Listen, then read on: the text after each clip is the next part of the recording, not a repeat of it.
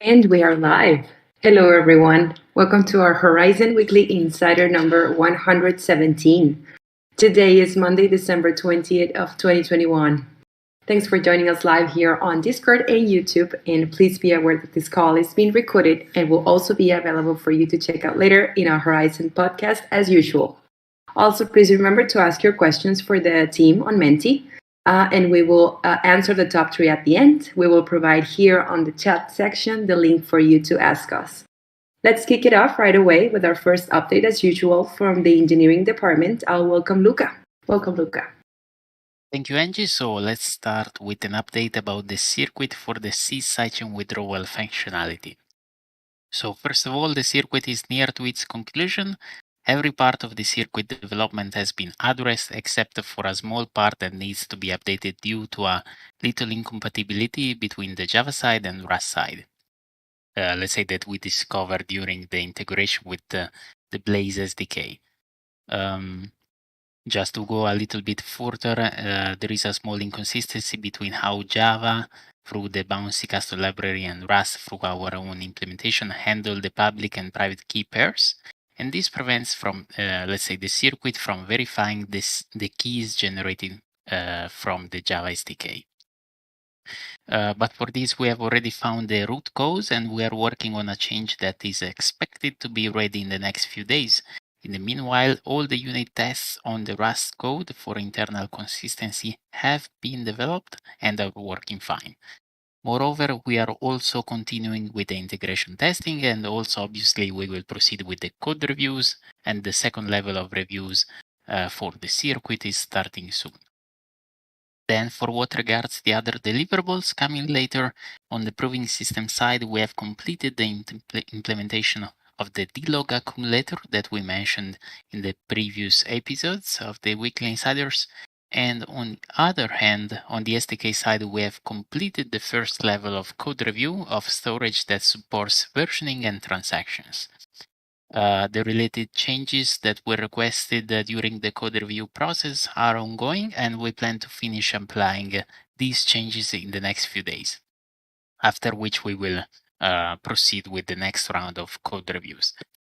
Last but not the least, also to cover the products part, last week we also continued activities related to the sidechain products, such as ZK Audit and GameChain, especially for what regards the code reviews and the related changes that are ongoing, after which we will again continue with the next level of code reviews. That's it for today, Angie, so back to you. Thank you, Luca. Next, we have Rohan for the BD and operations updates. Good morning, everyone. Just want to keep it short, but there's a ton of activity that's going on, so want to make sure you get a glimpse of it all. The past 7 weeks have been quite a whirlwind. So just from the quick announcement side of things, we have hired a new BD associate, Alejandro Castillo, who'll be starting with us on December 27th, and he'll be introducing himself at our next Weekly Insider. And we, in addition to the BD associate, we are continuing to hire 2 more BD managers and a blockchain research strategist. Both of those job descriptions are available at on our hiring page as well. And all of this comes on the heels of our rapid growth within the partnership pipeline. As the community must be aware of our Bored Ape fungible token launch that we're working closely, there are 4 more other partnerships that are in the pipeline under the wraps, and we are finalizing the terms that will be announced shortly, early next year. So super excited to bring those partnerships and continuing to work within the NFT and tokenization space. In addition to that, we are also exploring use cases with a public company in the US around counterfeit within the CPG market. So that's another exciting piece of news. We are also in conversation with regional players in Guatemala, which includes universities, public and private sector opportunities. So our partner and BD pipeline continues to grow, and we are continuously looking to hire new talent. So please, if you know anyone within your network, do refer to us, and I'll keep you posted with more updates in the next week, and also definitely in the new year as well. Back to you, Angie. Thank you, Rohan, and I believe next is Vanu for some more updates. Thanks, Angie. Thanks, Rohan. Previously, we announced the Zen Perpetual integration on Bibit exchange, and this integration has been extended to include the spot trading as well as fully functional wallet, meaning that deposits and withdrawals of Zen are also working. And Bybit is a top 15 exchange by CoinMarketCap and CoinGecko rankings, just to remind. And we are happy to welcome them to Zen ecosystem. And this also means that Zen's reach has been extended to new crypto users as well. That's all from me. Back to you, Angie. Thank you, guys. And next we have Erica for the marketing updates as well as the community updates. Hey everyone, happy Monday and happy holidays. So today I'm pleased to announce that the payments for the Zendu mainnet launch party quizzes have been sent out. I appreciate everybody and their patience as we sorted out some issues that we had around it. So we'll also be reaching out to the swag winners today via email. So be sure to look out for emails from me. So this past week, we've been focused on preparing for upcoming partnership announcements, and we have a few announcements that are coming up, and we're really excited to share them with you when the time is right. A lot of you have been asking more about these announcements, when they'll be coming out, some details about the partnerships. However, we don't have set dates for announcements yet, but look for them in the coming weeks. A lot of you have asked me for those details, and unfortunately, I'm just not brave enough to kind of get a talking to from Dean. So any bean spilling that you're going to get, you'll have to get those beans spilled from Rob. Unfortunately, I think he's the only one brave enough to do that.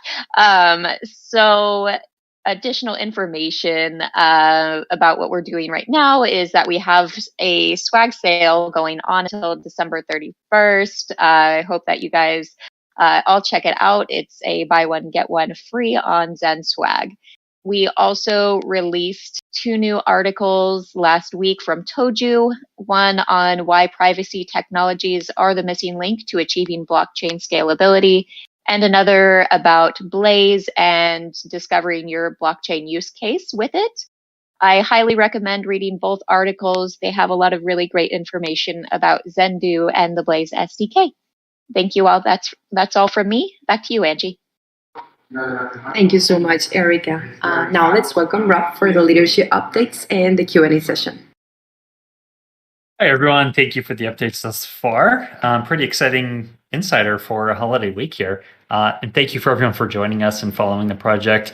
It has been a ridiculously good year. I mean, for crypto, period, but for Horizen specifically, we've really come a long way this year. Last weekly Insider, we did a recap of the year, some of the major developments, and we also talked about the big 2022 tech strategy. And I mentioned 2 important things. There's a very robust roadmap, but 2 specifically were tokenization chain that is coming soon, so imminently. This is a major product that the product engineering team is working on right now.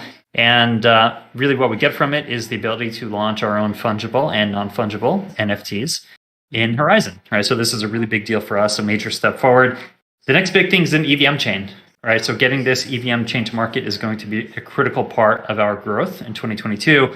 And I had some great feedback actually from some community members. I won't name names here, but I really do appreciate when people reach out to me directly and give me feedback on things that you hear on these calls, as an example. And one of the questions was, why is the EVM so important for us? Why are we doing this? Why aren't we focusing on our own native technologies and just continuing down that path?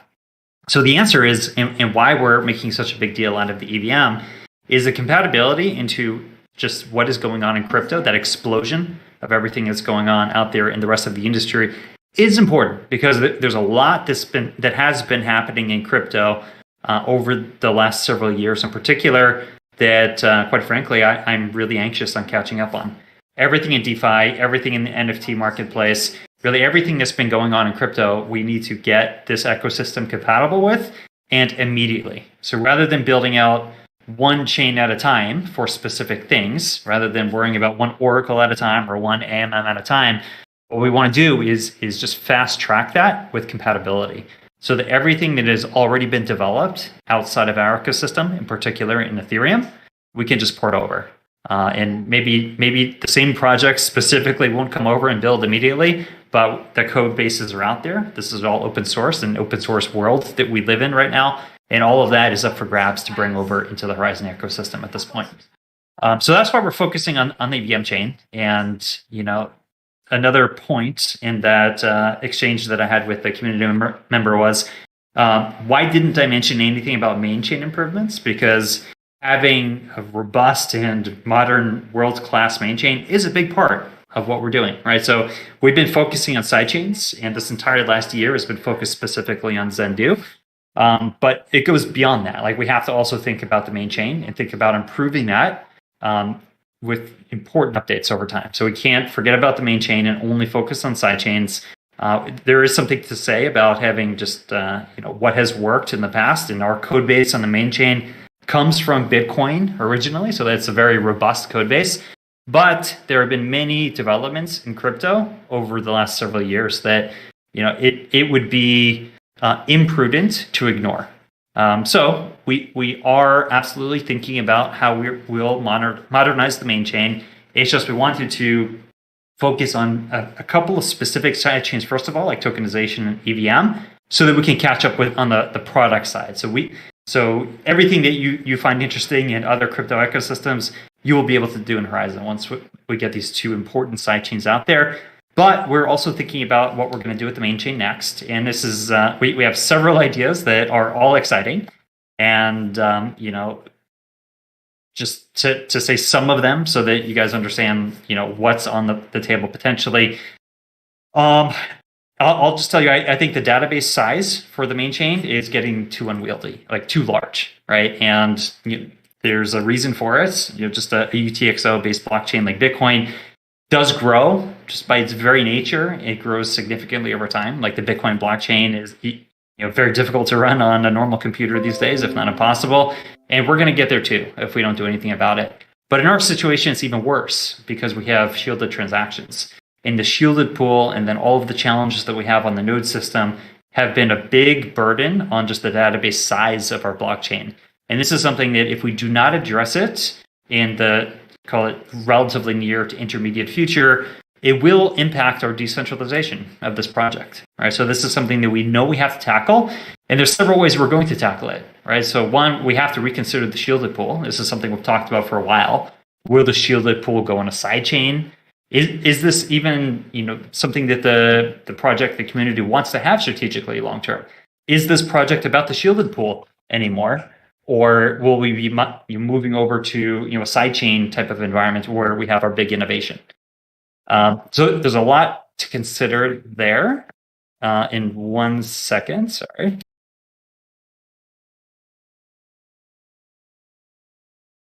Okay, so the other big thing that we have to consider is with scaling is recursion. So we've learned a lot by building Lattice, the sidechain SDK Lattice that's still in development. But recursion means being able to reference the previous transactions, block in a succinct way, so we don't have to keep building out our database for blockchain. So this is one way that Mina, as an example, has been leading the way in terms of their main chain. So the Mina main chain is designed to be compact, succinct, because they use recursion, so snark-based recursion. And we are going to do something very similar with Lattice. A little different, but very similar. And we've learned a lot that I would love to apply these innovations to our main chain going forward, right? But this is still a lot of work from our team that is currently overburdened with all of the stuff that we have in our pipeline, but it's on our list of things that we want to do at some point. And then something else that we can consider is our consensus, right? So we're doing proof of stake on sidechains already. Proof of stake seems to be more importantly over time in the industry. That's an option. Currently, we have Nakamoto consensus with proof of work. Maybe we keep that, right? Maybe we keep it by just modernizing it. Maybe there's something we can do to make it more efficient. Avalanche has an interesting consensus, right? So there are many other innovations that have happened on the consensus front over the years since Bitcoin launched, right? So we probably need to have a comprehensive look at how can we modernize our own main chain. Should we be looking at potentially improving our consensus over time? Anyway, so these are really heavy questions, and I don't have all the answers. In fact, I actually don't want to have all the answers. I don't think I should. I don't think this team should unilaterally have all of the answers, and this is why we're working on our governance as well, and why it was really easy, low-hanging fruit to focus on sidechains, because it enabled us to kick these major ecosystem governance decisions down the road to the point where we actually have legitimate, consensus-based, just human consensus within our ecosystem, where we can gauge community sentiment, have the community directly involved in decision-making, rather than having a team make these kinds of decisions. This is why we focus on the sidechains, because it was easy, low-hanging fruit, where we can really catch up our ecosystem, transition from being a cryptocurrency-based system to being an actual programmable blockchain or system of blockchains. We've done that. Now we're focusing on the first few big ones, while we're simultaneously, we kicked off a special task force for HCC, the Horizen Community Council, so we can really get this up and going. Right? We've had interest and specific community members who have done a great job just stepping up and laying the foundations for HCC. But now it's time to actually get a legal team in there, launch an organization, think about this from a global perspective on global governance and how we are actually going to do this, and how we're going to scale this into 2022 and make HCC actually a source of community involvement, engagement, sentiment aggregation, and also decision making. So that's ongoing as well. And really the goal here is kind of like one big orchestra. We're trying to do some with many things happening simultaneously. But as we're completing these really big ecosystem catch-up things like tokenization, EVM, smart contracting, and so forth, as we get them online, we're working simultaneously on our overall global governance. And then, when we're ready to pivot our technical resources towards important decisions, like how are we going to modernize the main chain? What are we going to do about the shielded pool, right? How are we going to make things faster, more succinct, and so forth? These are decisions that I really believe we need community consensus on.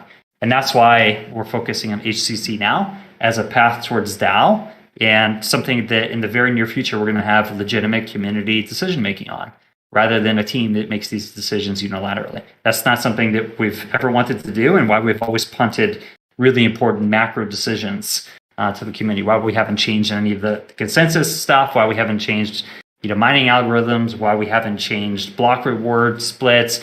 We've deferred all of these things because we want to have more credible governance out there, so that we know that these decisions are being made by the community broadly and not by specific stakeholders that might just have a louder voice today, right? So anyway, that's a lot that is on the horizon for us, right? And just we can close out this year in a really big way. So 2021 really was powerful. This was the year we went beyond a cryptocurrency. We have launched the most flexible and scalable sidechain system in the market, Zendu. Now it's time to really make use of it. We've raised a lot more capital as an ecosystem, not just with Zen going up, but also with Horizen Labs raising money, Pipeline raising money, right? So we have other partners out there who have come in and provided capital to grow this ecosystem. Now with MXC coming in with a Pioneer Fund, allocating $100 million and focusing a lot of that in Horizen, we have key partners who have come in, right? We've built out our team significantly. We've launched an entirely new center in New York City. We've hired over 30 new team members this year.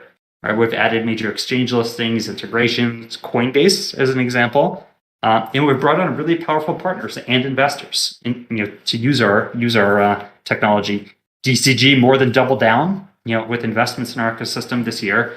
Grayscale released the HZen product. So we are one of less than a dozen products that are available in US brokerage accounts. With that Grayscale product, we brought on crazy partners like the Bored Ape Yacht Club, Celsius, Symbiont, Dash, IOTA, Hedera, and many, many more to actually be users of our technology, right? In advance of even delivering the products in our ecosystem. Now it's time to do fast catch up. And this is why, again, going back to the original questions about why are we focusing on tokenization and EVM, it's fast catch up. Right? But then we're going to continue powerful innovations like Lattice, like full recursion, decentralization of our sidechains. And we'll also turn our attention towards modernizing the main chain. We're going to continue scaling our talent and empowering our community into 2022. And then opening governance, right? So that's the last final point there, where when we open up governance, and 2022 is going to be a big year for that, then we can make some more important decisions, and we'll have the resources in place to actually action those decisions. So we can say we want to do anything in the world, but unless we have resources there and available and trained, ready to do these things, it really doesn't matter. So 2021's been huge for us. I think as a community, we can close out this year really happy with how everything went, from just the crypto market in general, but also how we've grown as our own ecosystem and how we're going to really scale massively in 2022. So anyway, I'll stop here and we can open it up to any Q&A that may have come through on Menti. Awesome. Thank you so much, Rob, for the leadership updates, and totally agree. This has been a great year so far. So the first, also, thank you for the community for contributing with your questions. So let's review the top three. The first one is, when 2022 roadmap? And great question. I'll say I'm probably the biggest slacker on that. We have it. We just need to publish it. But you guys have heard the main items from it that we're going to focus on. And then from there, we have a bunch of sub items, kind of like the way we do roadmaps are we have intense, 3 to 6 month goals. And then we have more reach goals that are out there. We have both in this roadmap. It's a really good one. It's going to catch us up and push us forward, importantly, on some key innovations. So great question. I'll take that action. Stop slacking. We'll get it out there for you guys. Awesome. The second question is the major partnership Rob keeps mentioning a metaverse partnership? We do have some of that actually in our pipeline. And I thought Rohan was going to spill the beans today, but he's actually super professional and didn't release any information. Erica didn't want the wrath of Dean on her, so she didn't either. But we have some really good ones. And just to say, we do have that kind of sports gaming partnership we were talking about. We have a big wine partnership that I mentioned earlier in the year that actually was paused and actually we're kicking off again. We have major brands that are coming into the ecosystem, really like things that are going to be heavy loads and scale on our sidechain system, and then just a lot of other partners that are coming in. I mean, similar to the Bored Ape Yacht Club, a very prestigious brand in the NFT space. We actually have a bunch of others getting ready to go live or announce to you guys as well. So there's a lot there, from metaverse to NFTs to using our sidechain SDK to ZK audit to bread and butter token launches, right? So there's a lot in the pipeline for us, and excited to share that with you guys when we can.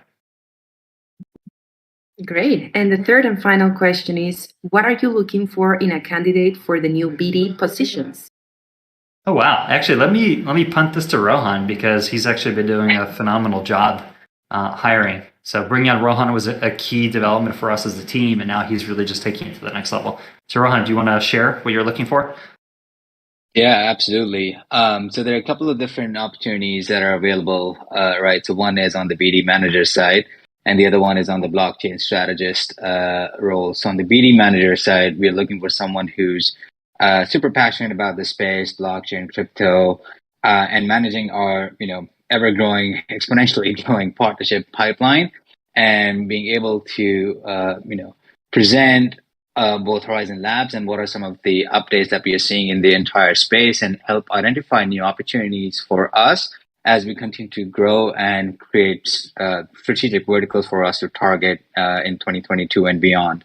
And on the blockchain research strategist side, would be a more for someone who is in prior research within the financial services, investment banking role, who can help create more succinct research thesis for us in terms of what are some of the patterns in the market, whether it be the NFT space or in the DeFi space, and help us with token engineering models, the token economics models, as Rob was mentioning. We're looking into that space quite heavily as well as we grow our team. So this would be a little more technical, but not as technical that we need someone with a quantitative research background per se.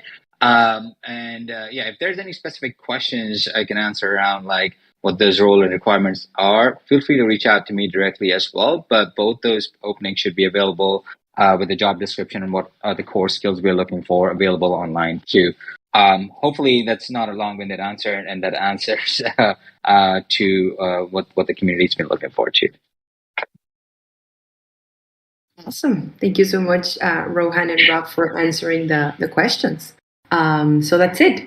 Thanks, everybody, for joining us, our weekly insider. We wish you all very happy holidays.